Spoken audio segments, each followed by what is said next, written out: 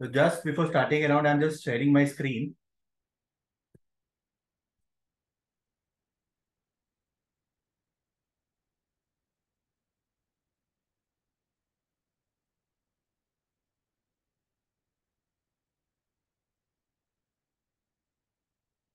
Yeah, friends. As I said, fund BG I believe अभी बहुत सारे लोगों के लिए अभी नया नहीं होगा because already we have done around 3-4 webinars but just still starting around की who we are how we started. तो fund BG as I say fund BG is a 100% subsidiary company of Pantomath. अभी रिसेंटली हमारा 10th anniversary हुआ 5th of December को and I believe many would have come to the event at our Pantomath nucleus office. That's the same building जो अपने ये photo में screen में दिख रहा है. To start around with Fundbizzy basically is a, as I said, 100% subsidiary of Pantomath Group, जो अप्रैल 2002 में स्टार्ट हुआ था with a simple thought process कि यार कुछ नया करते हैं into the financial industry. As a investment when we say normal traditional investment में there are many products when it comes to. अगर मैं डेट के हिसाब से बात करूं तो there is a fixed deposit, there is debt mutual fund, there is sovereign gold bonds या गोल्ड है. बट इसके अलावा डाइवर्सिफिकेशन में डेट कुछ नहीं है. दैट वाज अ थॉट जिसके we started around think to think in कि इस पे क्या और क्या कर सकते हैं और क्या से लेके आ सकते हैं. बिकॉज मार्जिनली अगर ये जितने भी प्रोडक्ट्स की जब हम लोग बात करते हैं तो ये जो प्रोडक्ट्स है इनका अगर मैं रिटर्न्स की बात करूं कहीं ना कहीं 6% से लेके 9-10% का रिटर्न्स होता है ये प्रोडक्ट. तो बट अगर मैं डेट में कुछ ऐसे प्रोडक्ट ला पाऊं जो एफडी जैसे प्रोडक्ट हो थोड़े से स्लाइटेस्ट रिस्क में थोड़े ऊपर हो बट रिटर्न्स की अगर मैं बात करूं जो 10% से लेके 15-16% का रिटर्न्स दे पाए. That was a thought process which with we started Fundbizzy. Operationally, we started in the month of August, and gradually it's just 3 to 4 months. And touch wood, we have done good numbers. कुछ अच्छे platforms है जिसके साथ हम लोग काम कर रहे हैं. Taking it ahead, talking about the team, Fundbizzy कौन है, कहाँ से है, क्या कर रहे हैं. तो as I say, Fundbizzy, when I say it's a 100% subsidiary of Pantomath, so directly it comes under the main group heads, that is Madhu ji and Mahavir ji, who are the co-founders, ED, managing directors of Pantomath Group. And about them, I believe they being the senior veteran in the industry, I believe everybody would be knowing about them because majorly known face, long into the industry, have their value driven, recently closed one first of our AIF, successful people, strong people into the industry. Talking about me, so if I say, as I said, I hold a rich experience of around 14 to 15 years purely into banking, finance, real estate a bit, and investments. I did my MBA, started with a government organization called Indian Bank. तो Indian Bank में लगभग 3-3.5 साल था मैं based out at corporate Mumbai. वहां से moved out to Elara capital. Elara में we were doing many things जहां पे मैंने रियल एस्टेट देखना स्टार्ट किया कि रियल एस्टेट क्या है, कैसे चीजें चल रही है, कैसे स्ट्रक्चरिंग होता है. From there I move to Piramal fund. Piramal में I was into project finance research and after that had a opportunity to be a part of IMGC. IMGC अगर मैं बोलूं it's a JB of World Bank, Asian Development Bank, National Housing Bank का JB है जो specifically affordable के लिए काम करता है. स्पेसिफिकली अगर मैं क्लाइंट्स की बात करूं तो all the banks, SBI, ICICI, HDFC, this were all the banks जिसके लिए we were working very closely. Just got an opportunity to be a part of this esteemed company called Pantomath to and came in as a chief business officer for Fundbizzy. So that's the team that we hold around with Fundbizzy as on time. Coming ahead, how as I said कि कहाँ से thought चला, कहाँ से आया, just to give a small gist and a detail. अगर मैं finance का जस्ट ये रिसेंट आरबीआई का डेटा है जनवरी 2023 का, अगर ओवरऑल इंडिया का मैं इन्वेस्टमेंट्स की बात करूं तो अप्रोक्सीमेटली इन्वेस्टमेंट का जो टोटल पाई है that is around 30 lakh crore. तो जिसको अगर मैं बड़े बड़े बास्केट के साथ डिवाइड करूँ ना तो दैट गोज इनटू 3 बास्केट्स. एक तो आपका हो गया इंश्योरेंस बास्केट, एक आपका इक्विटी बास्केट आता है and then comes the biggest part that is the cash and fix deposit, that's the debt part. तो अगर मैं आज भी इंडिया की अगर इन्वेस्टमेंट सेविंग्स की बात करूं as a Indian economy, 70% of the investments are still happening into FD. And I strongly say FD is one of the very beautiful product that any banking industry has brought into. But again when we say diversification, diversification एक बहुत important aspect है जो हर एक को जरूरी होता है, not only for balancing but also to anchor the investment. किस तरीके से इन्वेस्टमेंट्स को लेके जाना है, किस तरीके से चीजें मूव करनी है. तो that was the thought. Again I am repeating the statement that with that thought we started कि कुछ ना कुछ डेट में डाइवर्सिफिकेशन करते हैं. तो with that thought we started with think around कि क्या क्या प्रोडक्ट है मार्केट में जो हम लोग ला सकते हैं, एंड व्हेन वी से new age investment, alternate investment, क्या क्या कर सकते हैं। तो सबसे पहला प्रोडक्ट जो आज दिमाग में आ रहा था that was definitely alternate investment. तो व्हेन आई से अल्टरनेट इन्वेस्टमेंट में बहुत कुछ आ सकता है। फ्रैक्शनल रियल एस्टेट आ सकता है, P2P आ सकता है, एनसीडीज आ सकते हैं, सिक्योर्ड अनसिक्योर्ड दोनों टाइप के, but we limit our self to only secured products because unsecured बहुत हाई रिस्की होता है। तो that's the reason we purely limit our self to secured. फिर अल्टरनेट इन्वेस्टमेंट फंड हो गया, एफडी, एक तरीके के एफडी भी आएंगे, पीएमएस है, आईपीओ है, ये सब अल्टरनेट के पार्ट है। But out of this we started fund basis with selectively few products. इसमें से सबसे पहला प्रोडक्ट था we entered in was secured NCDs, because pure form of debt product है, सिक्योर्ड है, कोलैटरल बैकअप है, एंड सबसे अच्छी बात है कि रियल एस्टेट कोलैटरल बैक्ड है। मेनी टाइम एक दिमाग में क्वेश्चन आता है कि क्यों, why real estate. Real estate collateral back होने का सबसे सिंपल और मेजर रीजन ये था बिकॉज रियल एस्टेट आज के टाइम पे इज अ प्रोडक्ट जिसको आप मेजर कर सकते हैं। जैसे फॉर एन एग्जांपल, अगर कोई प्रॉपर्टी बॉम्बे में है, अगर कोई प्रॉपर्टी पुणे में है, अगर कोई प्रॉपर्टी लखनऊ में है, सूरत में है, तो अपने पास फिगर्स है, रजिस्ट्रेशन डेटा है, जो एक्चुअली आप कंपेयर कर सकते हो कि हाँ यहाँ का ये प्राइस है, तो ग्रेजुअली ये प्राइस है, तो इस पे मेरे को कितना डिस्काउंटिंग लेना है। And that is the reason secured NCDs में हम लोग मेजोरिटी जो प्रोडक्ट लाते हैं अनलिस्टेड कैटेगरी में, all are real estate back products. अभी रियल एस्टेट में भी कुछ भी अंडर कंस्ट्रक्शन नहीं होता। मेजरली जब मैं एसेट लेता हूँ, जो कवर कोलैटरल लेता हूँ, this are majorly ready kind of a thing. अगर रेडी भी नहीं रहा तो समथिंग जो मैं इमीडिएट बेसिस पे टैंजिबल आउट कर सकता हूँ, जो इमीडिएट बेसिस पे बेच सकता हूँ। तो with that we started this part. Moving ahead, what was the principles, हम लोग की प्रोडक्ट अगर ला रहे हैं तो कैसे ला रहे हैं, बिकॉज अगेन मैंने ऐसे फंड बिजी हम लोग खुद मैन्युफैक्चर नहीं करते हैं। बट सबसे अच्छी बात है कि we are online aggregator platform. What I mean by online aggregator, आज के टाइम पे अगर मैं अल्टरनेट की बात करूं तो इंडिया में there are more than 75 to 80 platforms जो अल्टरनेट एज अ वर्ड पे काम कर रहे हैं। अल्टरनेट में कोई डिस्काउंटिंग पे काम कर रहा है, कोई रियल एस्टेट पे काम कर रहा है, कोई एनसीडीज पे कर रहा है, इस तरीके के बहुत सारे प्रोडक्ट है। बट गुड और बैड पार्ट ऐसा है कि इट्स लाइक हर एक का कोई बैकग्राउंड नहीं है। तो एज अ चैनल अगर मैं लाइफ की बात करूं या क्लाइंट की लाइफ की बात करूं, तो इट्स लाइक ये 78 80 platforms, I am getting calls, I am getting messages, but कौन सा क्यूरेटेड है, किसका बैकग्राउंड क्या है, प्रमोटर का एक्सपीरियंस क्या है, ये बताने वाला कोई नहीं है। Because as a individual everybody says good about them, past performance क्या रहा है बताने वाला कोई नहीं है। तो that is the reason we started कि सबसे पहला चीज है, ये प्लेटफॉर्म पे 3 लेवल का फिल्ट्रेशन आएगा। सबसे पहला फिल्ट्रेशन है कि जब मैंने ये बोला कि 78 प्लेटफॉर्म जो है, तो 78 के 78 को मैं लाऊंगा क्या, नहीं। ये 78 में सबसे पहला चीज होता है कि जितने भी प्रोडक्ट्स हैं, जितने भी प्लेटफॉर्म है, इनका पुराना एक्सपीरियंस क्या है, एईएम कितना है, एनपीए क्या हुआ है, कितने एग्जिट्स दे चुके हैं, मैनेजमेंट का एक्सपीरियंस क्या है, प्रमोटर का बैकग्राउंड क्या है, ये सब ड्यूडल करने के बाद वी ऑनबोर्ड फ्यू प्लेटफॉर्म्स। तो करंटली फंड बीजी पे अगर मैं बात करूं तो we are working exclusively with 6 platforms. जो आज के टाइम पे इंडिया का, अगर मैं अल्टरनेट इन्वेस्टमेंट की बात करूं, तो अल्टरनेट इन्वेस्टमेंट का आज के टाइम पे एयूएम जो है वो 14,000 करोड़ का है। और ये छह जो प्लेटफॉर्म है, इनका ही इसमें रेशियो लगभग 70 75% का है। तो that is the AUM that they are carrying. Now talking about NPA, तो एनपीए के लिए भी अगर मैं ये प्लेटफॉर्म्स की बात करूं तो टचवुड आज के टाइम पे मेजोरिटी ऑफ द प्लेटफॉर्म जिसके साथ हम लोग काम कर रहे हैं, इनका NPA is 0। Specifically unlisted category में जितने भी प्लेटफॉर्म के साथ काम कर रहे हैं उनका एनपीए है 0। थर्ड, अगर मैं बात करूं एग्जिट्स, एग्जिट्स का क्या स्टोरी है, तो just give a example on to that, give a number clarity on that, कि आज के टाइम पे जैसे वन ऑफ द प्लेटफॉर्म जिसका प्रोडक्ट मैं अभी बात करने वाला हूँ, टोटल उनके लगभग 29 प्रोडक्ट्स आज तक उनके प्लेटफॉर्म पे है, जिसमें से 6 एग्जिट दे चुके हैं, पार्डन मी, 5 एग्जिट दे चुके हैं, और एक एग्जिट नेक्स्ट 1 1.5 महीने में वी आर एक्सपेक्टिंग। तो उस तरीके का प्लेटफॉर्म है।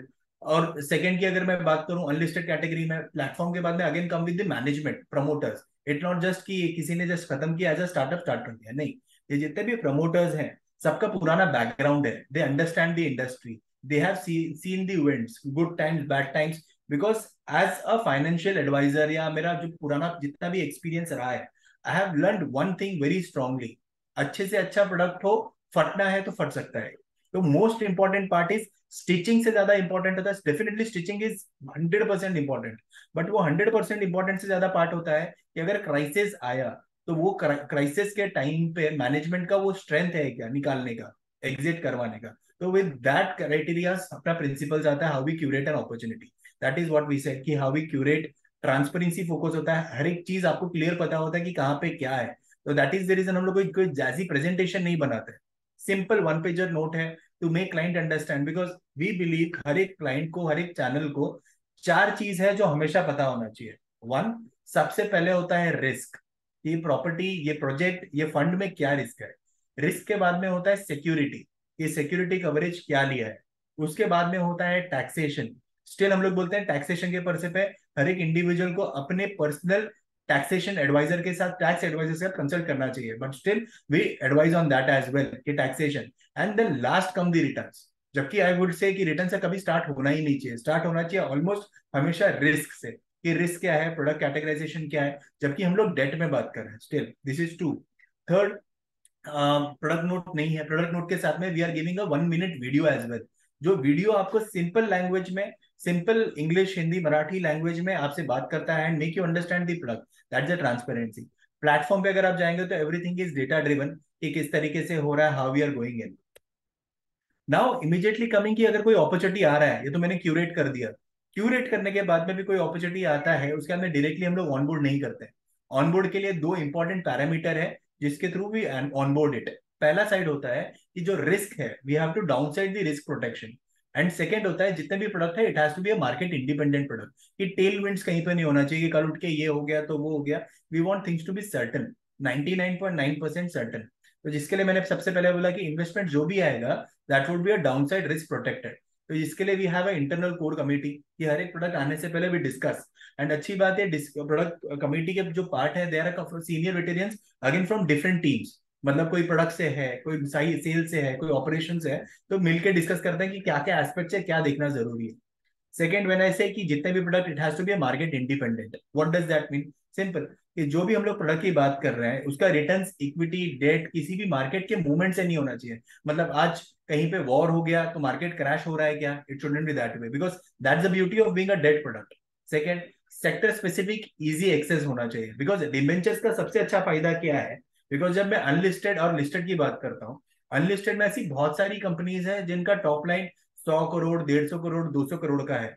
छोटे छोटे ट्रांचेस में फंड्स का रिक्वायरमेंट होता है जिसके लिए कोलेटरल देने के लिए रेडी होती है, बट अनलिस्टेड स्पेस में दैट्स द मार्जिन। तो वो ब्यूटी मिलता है यहाँ पे कि वो उस तरीके के सेक्टर्स का, इट्स नॉट लिमिटिंग कि मैं सिर्फ रियल एस्टेट में करूंगा। इससे पहले वाला मेरा प्रोडक्ट था जो मैं फाइनेंस बैंक के लिए कर रहा था, एनबीएफसी के लिए कर रहा था, तो we giving easy access to each one, कि यस डायरेक्ट एक्सेस करके, जो आज से पहले सिर्फ इंस्टीट्यूशन के लिए था या H N high net worth individuals के लिए था, वो रिटेल पे लेके आ रहे हैं।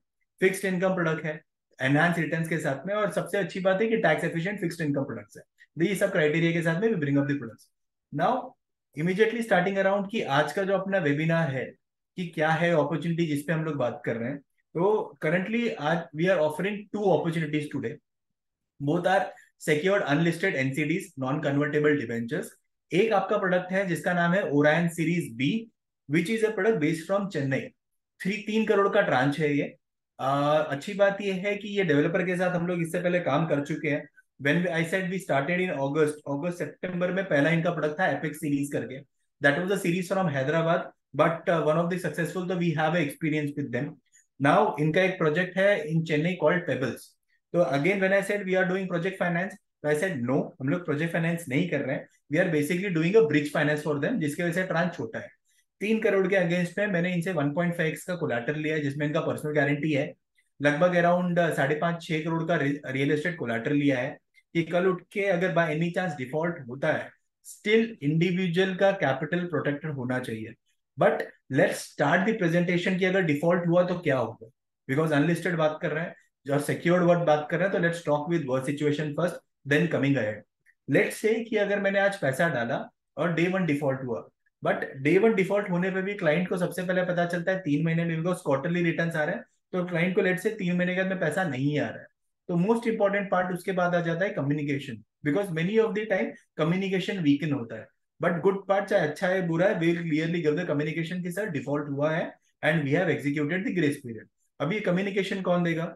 This communication would be coming through a trustee, this would be a SEBI registered trustee. In the case of Orion, IDBI is the trustee. In the case of Project Elite, Beacon is the trustee.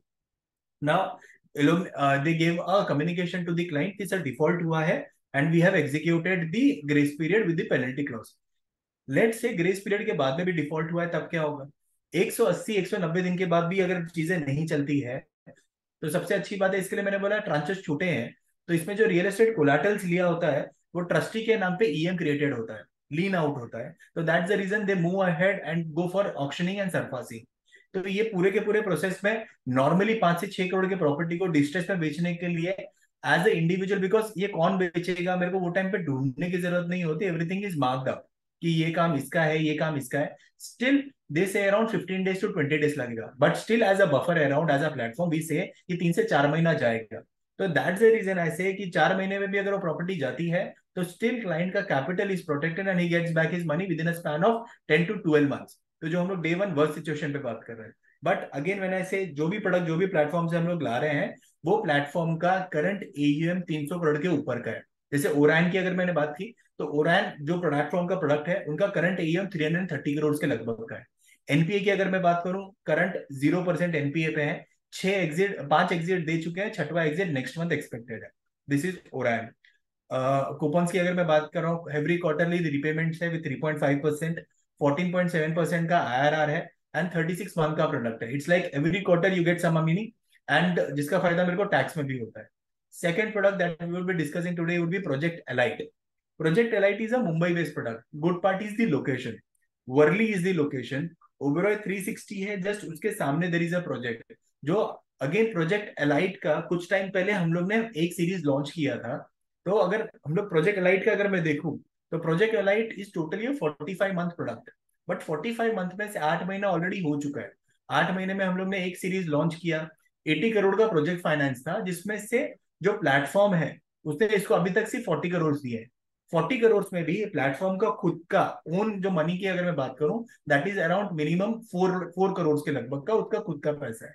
बाकी they have raised through platforms of NCDs, secured senior debt NCDs, जिसमें से last tranche we raised around, और last tranche का all money is going on time, monthly quarterly return है, it's going on time. तो that's the reason ये product अभी जब launch कर रहे हैं हम लोग फिर से with a small tranche of 5 crore with a product line of 37 months. Again good part of this product, 3x collateral है, मुंबई होते हुए 3x कोलैटरल है, बिकॉज टिकट साइज बड़ा था, तो मैं फिर 1x 1.5x 2x पे नहीं समझ में आ रहा था, रिस्क बड़ा है इसके लिए मैंने कवरेज बढ़ा लिया है। तो 80 करोड़ में से फंडिंग से 40 करोड़ हुआ है, बट ओवरऑल अगर मैं कोलैटरल की बात करूं तो मैंने 240 करोड़ का कोलैटरल अपने पास लीन आउट किया है। बिकॉन इज द ट्रस्टी जिसके नाम पे लीन आउट किया है। 15% इज द आईआरआर। और अच्छी बात है प्रोडक्ट की अगर मैं बात करूं तो 16th मंथ से इनका पार्ट प्रिंसिपल आना स्टार्ट करता है। That's the gist of the product. Now let us go exclusively with each product. Exactly क्या है कैसा है, let's understand that. Talking first, Oran series, जैसे मैंने बोला it's a secured NCD product based from Chennai. क्या है प्रोडक्ट, क्या दे रहा है प्रोडक्ट? मिनिमम टिकट साइज की अगर मैं बात करूं, 10 लाख का मिनिमम टिकट साइज है। रिटर्न जैसे मैंने बोला हर क्वार्टर में 3.5% का कूपन है, दैट मीन्स 10 लाख के पीछे 35,000 एवरी क्वार्टर में रिटर्न आता है। तो क्वार्टर 1 35, क्वार्टर 2 35, क्वार्टर 3 35, क्वार्टर 4 35। तो first year as a investor I get 1,40,000। अच्छी बात यह है कि ये मेरे पूरा का पूरा मेरे को कूपन में आ रहा है, तो टैक्स में भी मेरे लिए बेटर है। क्यों? फॉर एग्जाम्पल लेके चलिए, आई एम ए इन्वेस्टर, मेरा टैक्स स्लैब 10 लाख का है, तो ईयरली मेरे टैक्स स्लैब में सिर्फ 1,40,000 ऊपर आ रहा है, और इसके ऊपर मेरे को टैक्स इंटरेस्ट आता है। वहीं पे second year same 1,40,000, third year again 1,40,000, plus मेरा एंटायर प्रिंसिपल मेरे को 12th क्वार्टर में साथ में आता है। तो सिंपल प्रोडक्ट, 10 लाख क्लाइंट ने इन्वेस्ट किया and is getting around 14,20,000, approximately बोलूं तो 14,21,000 आता है इन दिस प्रोडक्ट्स ओरैन series B. Now I have made it very simple कि जब लोग बोलते हैं प्राइवेट प्लेस एनसीडीज क्या है, एनसीडीज कैसे जाता है, टैक्सेशन का मैंने बताया। टीडीएस रिफंड हो रहा है, यस, 10% टीडीएस डिडक्ट होता है, रिफंड हो रहा है। इसमें ट्रस्टी आईडीबीआई दे ट्रस्टी रिस्क कैटेगराइजेशन की भी अगर मैं बात करूं डे वन, तो जैसे मैंने बोला रिस्क क्या है, रिस्क सबसे पहला चीज अगर मैं कैटेगराइज करूं तो 6 से 7 तरीके से रिस्क हो सकता है। पहला एक हो गया एग्जीक्यूशन रिस्क, तो जिसके लिए मैंने बोला कि ये जो डेवलपर है it's a trial and tested, इसके साथ हम लोग ने भी कुछ काम किया है। प्लस अगर मैं इसका पुराना बैकग्राउंड की बात करूं, Incor INCOR, Incor is the group, is based basically from Hyderabad. But अच्छी बात है कि इसका मेन बिजनेस 3 बिजनेसेस में है, is into infra, is into hospitality and into real estate में। अगर मैं हॉस्पिटैलिटी की बात करूं तो इसके बहुत सारे नेस्ट वे, जैसे अगर मैं इस पे बात करूं स्टूडेंट हाउसिंग में, उसमें काम कर रहे हैं।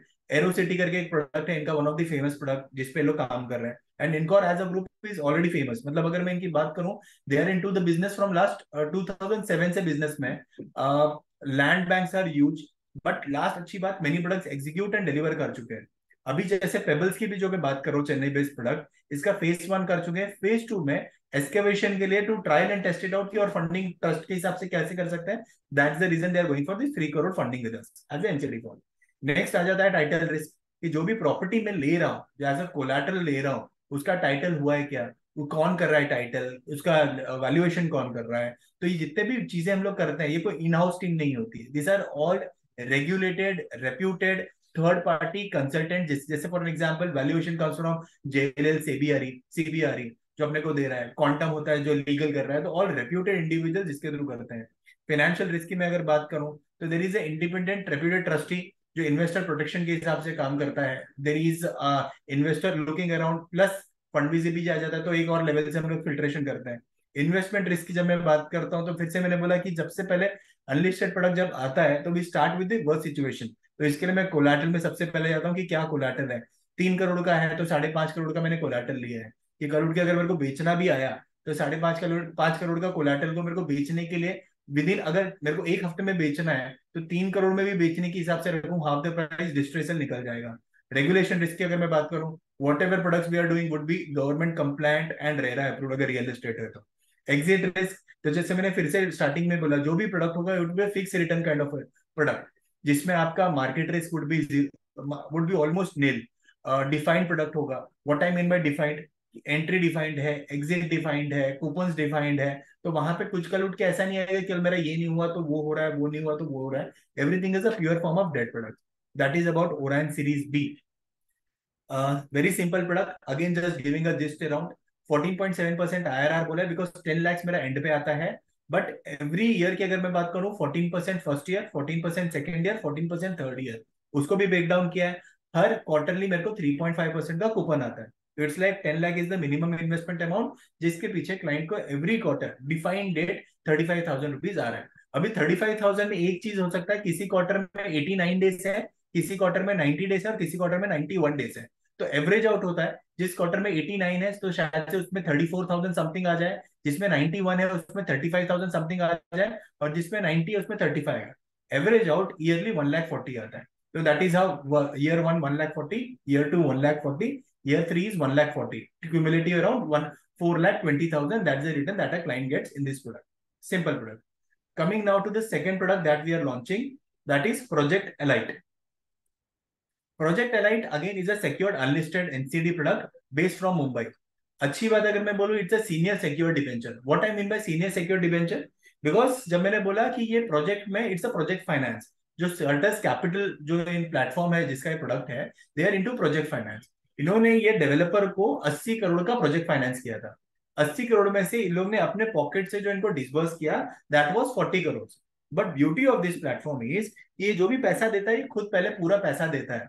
तो अगर मैं इतना बड़ा पैसा दे रहा हूं, तो डेफिनेटली उस जो ड्यू डेल होता है वो अलग लेवल का होता है। नाउ दूसरी अच्छी बात, पैसा देने के बाद में जितने भी डेवलपर्स हैं, जो भी रिलेशनशिप है, उसका रिटर्न्स कैसे आ रहा है, सीजनिंग क्या हो रहा है, वो सीजनिंग देखते हुए छोटे छोटे ट्रांचेस लाता है। तो जिसके वजह से, जैसे मैंने बोला कि एलाइट का इससे पहले एक ट्रांच आया था, that was again a small tranche of 5 crore, which is going on time, returns are going on time, and with that thought, almost after 8 months, second tranche लेके आ रहे हैं प्रोजेक्ट राइट का, that is again of 5 crore. तो that is the reason जब product start हुआ था, that was for 45 months, but currently it is for 37 जो बचा है नाउ।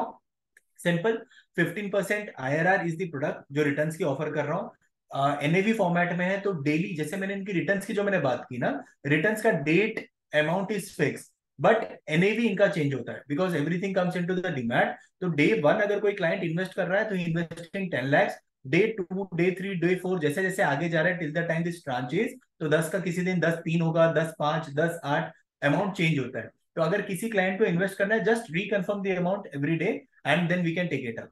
सिंपल प्रोडक्ट है। जैसे आई सेड, अगर आप पूरा का पूरा देखेंगे, तो क्वार्टर 1 मेरा फर्स्ट December 31 को ही मेरा फर्स्ट क्वार्टर खत्म हो रहा है। तो that is the reason first quarter में मेरे को सिर्फ 10,000 है, बिकॉज प्रोडक्ट आज स्टार्ट हुआ है, 5 December को लॉन्च हुआ था, तो पहला पेमेंट 31 को आएगा। देन वुड बी कमिंग मार्च में, and same wise every quarterly payment आता जा रहा है। तो that is how I have kept it. आप देखेंगे तो 16th मंथ, मतलब आपका अगर देखने जाएंगे तो 16th मंथ, इसके लिए क्वार्टर 6 से देखिए, तो इवन क्वार्टर 6 में आपको आपका इंटरेस्ट आ रहा है, उसके साथ में आपका पार्ट प्रिंसिपल आना स्टार्ट हो जा रहा है, तो इट्स लाइक 16th मंथ से क्लाइंट को उसका पार्ट प्रिंसिपल रिटर्न आना स्टार्ट हो रहा है। तो दैट्स अगेन अ ब्यूटी, इसकी वजह से मैं रिस्क और मिटिगेट कर रहा हूँ। तो ओवरऑल अगर मैं बोलूँ तो 10 लाख का मिनिमम इन्वेस्टमेंट के पीछे क्लाइंट जो ओवरऑल रिटर्न्स लेके जा रहा है that is around 13.48 lakh. Simple product. Now talking about the security कि कैसे मैंने किया, जब क्योंकि मैं बोल रहा हूँ 80 करोड़ का टोटल ट्रांच है, जिसमें से मैंने क्लाइंट से जो ओवरऑल सिक्योरिटी लिया है ना, कोलैटरल लिया है, that is amounting of 240 crore. क्या क्या लिया है वो भी इसके लिए मैंने डिटेल किया है। वन, पूरे के पूरे प्रोडक्ट का जितना भी फ्री सेल है ना, वो that is mortgage, 76,000 square feet के लगभग का मॉर्गेज है। अगेन लोकेशन वर्ली, ओबरॉय 360 के सामने, जहां पे आज के टाइम पे नॉर्मली जो रेट चल रहा है ना, अगर मैं रहेजा आरटीसीआर जो मेरा नेक्स्ट प्रोजेक्ट बाजू का प्रोजेक्ट है, उसका जो रेट चल रहा है दैट इज अराउंड 1,50,000 पर स्क्वायर फीट। चलो मैं उसको 50% डिस्काउंटिंग देता हूँ, जबकि उसके बाजू का ही प्रोजेक्ट है। स्टिल अगर 75,000 स्क्वायर फीट के हिसाब से भी लूँ, that's a huge amount. Second, product के जितने भी एस्क्रो है that are under the control of सर्टर्स, ये हो गया। प्रोजेक्ट के जितने भी बैंक अकाउंट्स रिसीवेबल्स है, सिक्योरिटीज है, that is our control. Company का 100% shares are placed. Financial indemnity from the developer entity, मतलब कोऑर्डिनेशन इनके जितने भी है इंडेमनिटी लेके रखा है, अनडेटेड चेक्स यूडीसीज लेके रखा है प्रिंसिपल इंटरेस्ट का, उस तरीके से पूरा का पूरा सिक्योरिटी कवरेज है।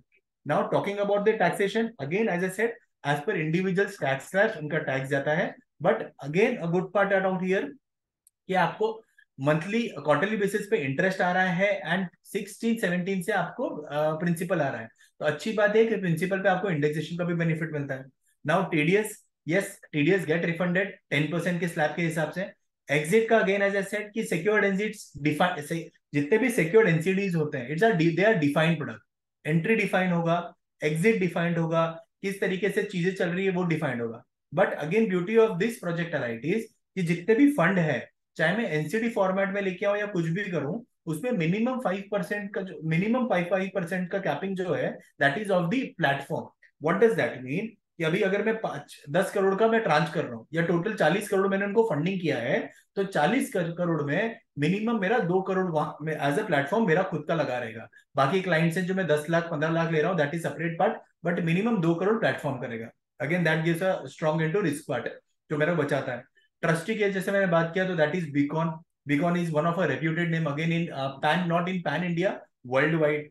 Risk lastly again as I categorize, RERA government compliance हो गया, रेगुलेशन रिस्क हो गया, इन्वेस्टमेंट रिस्क हो गया, ये सब चीज को हम लोग ने शॉर्टली बाय पार्टली हर एक तरीके से ट्राई किया है कवर करने के लिए। तो friends that's the two products that we are launching. Again to give a brief around, Orion series B Chennai based product है। 10 lakh is the minimum investment amount, जिसके पीछे 3 साल का प्रोडक्ट है। क्वार्टरली रिटर्न्स आएगा, क्वार्टरली रिटर्न्स एवरी क्वार्टर 35,000। तो overall as a client 3 साल में 4,20,21,000 रुपया बनाता है, तो that is 14,20,000 rupees what a client gets.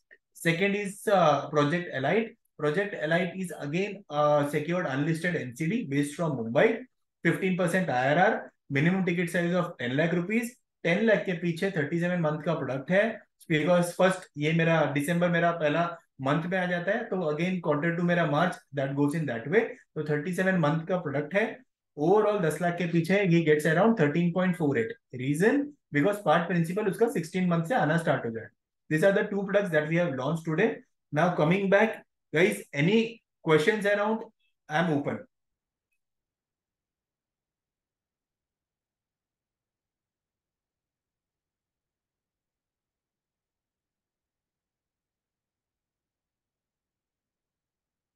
Friends, any question?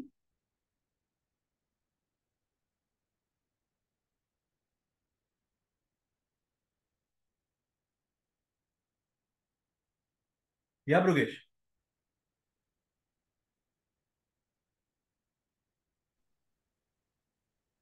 Hello sir. Yeah, Brugesh. Sir, एक क्वेश्चन ये था। One of my client had asked me कि why the developer raise fund through NCDs. Okay. Developer को क्या benefit है sir NCDs के थ्रू fund raise करना? ठीक है। फंड रेजिंग के बहुत सारे ऑप्शंस हैं। अगर पूरा एनसीडीज की हम अगर बात करें तो चेन्नई बेस्ड, जैसे आपने एक्सप्लेन किया कि developer is very sound, hmm. Right? Hmm. तो एनसीडी के माध्यम से क्यों फंड रेज करते हैं, मतलब वो गॉट क्या इट। पर्पस है? Got it.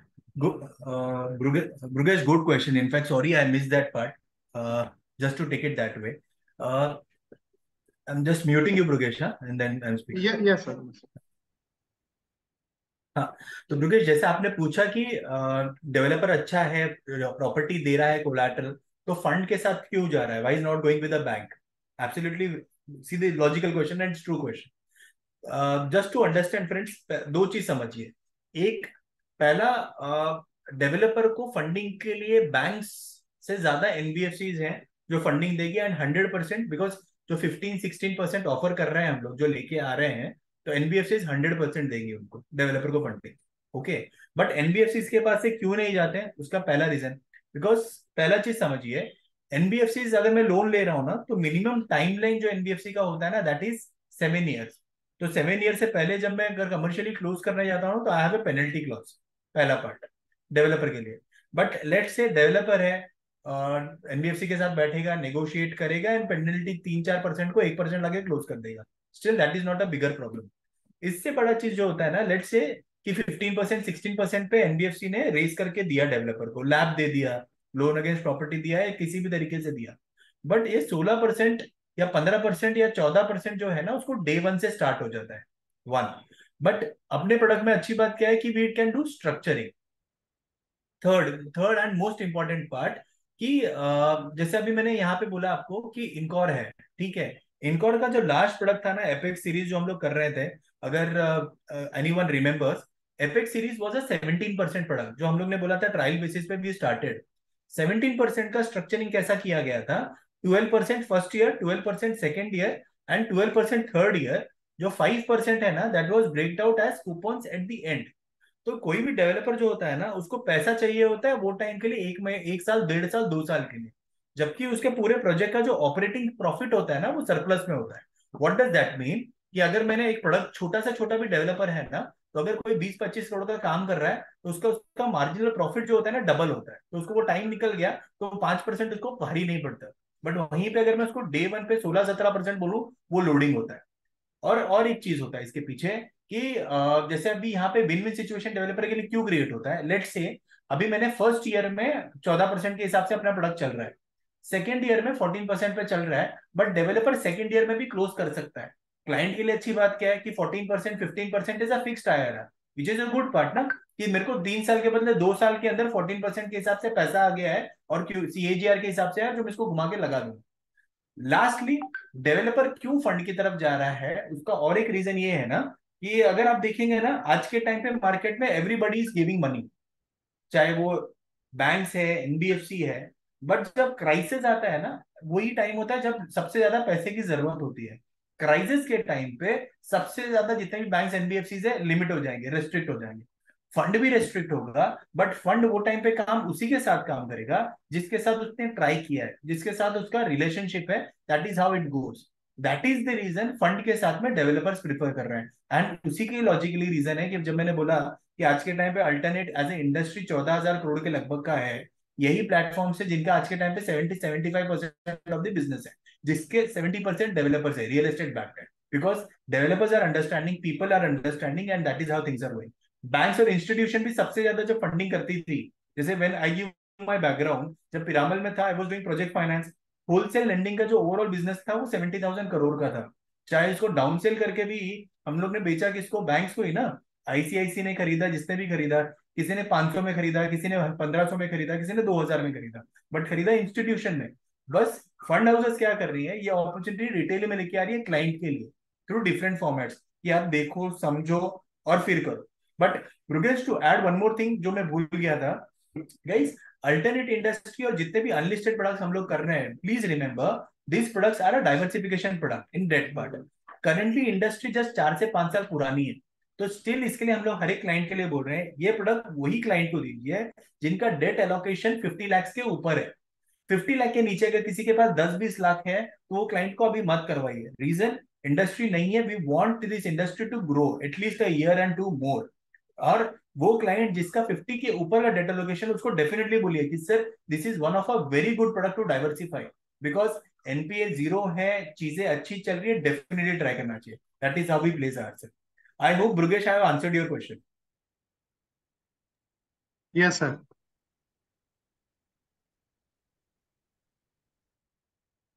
Friends, any more question?